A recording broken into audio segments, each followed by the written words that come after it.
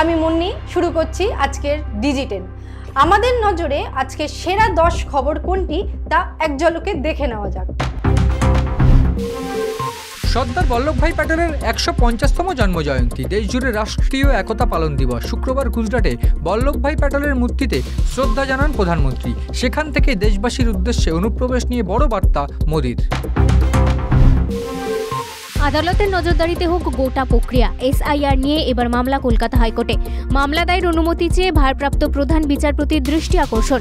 মামলা দায়ের অনুমতি ভারপ্রাপ্ত প্রধান বিচারপতি সুজয় পালের ডিভিশন বেঞ্চের।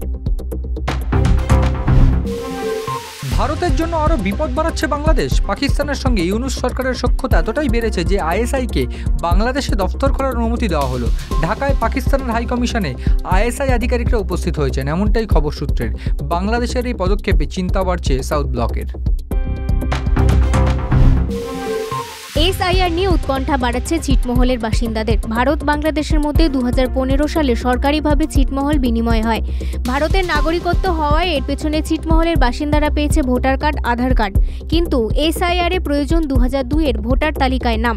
আশঙ্কা বাড়াচ্ছে ফের কি হারাতে হবে নাগরিকত্ব।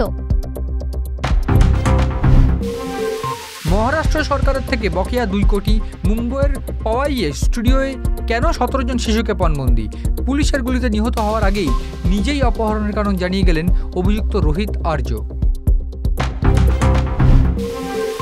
ছেলের নামে 4টি জীবন বিমার 40 লক্ষ টাকা হতাহতে ছেলেকে খুনের অভিযোগ উঠল মায়ের বিরুদ্ধে। বয়সে ছোট প্রেমিককে সঙ্গে নিয়ে ছেলেকে খুন। উত্তরপ্রদেশের কানপুরের ঘটনা, জালে অভিযুক্ত। পাকিস্তানের কেউ কেউ আগুন নিয়ে খেলছেন, আফগানিস্তান যুদ্ধ চায় না। বৃহস্পতিবার 2 দেশের সংঘর্ষ বিরতি নিয়ে সমঝোতার পর মন্তব্য তালিবান সরকারের মন্ত্রী সিরাজউদ্দিন হাক্কানির, দিলেন হুঁশিয়ারিও। অমিতাভ বচ্চনের পা ছুঁয়ে প্রণাম করায় খালিস্তানিপন্থী জঙ্গি গোষ্ঠীর নিশানায় দিলজিৎ দোসাঞ্জ। এবার বচ্চনের নিরাপত্তা নিয়ে উদ্বিগ্ন কেন্দ্র। আশঙ্কা খালিস্তানিদের পরবর্তী টার্গেট হতে পারেন বিগ বি। জেমি ঝড়ে তছনছ রেকর্ড বুক। একগুচ্ছ নজির ভাঙল বৃহস্পতিবারের ভারত অস্ট্রেলিয়া ওমেন্স ক্রিকেট ম্যাচে। 134 বলে 127 রান করে ভারতকে ম্যাচ জিতিয়েছেন জেমাইমা রদ্রিগেজ।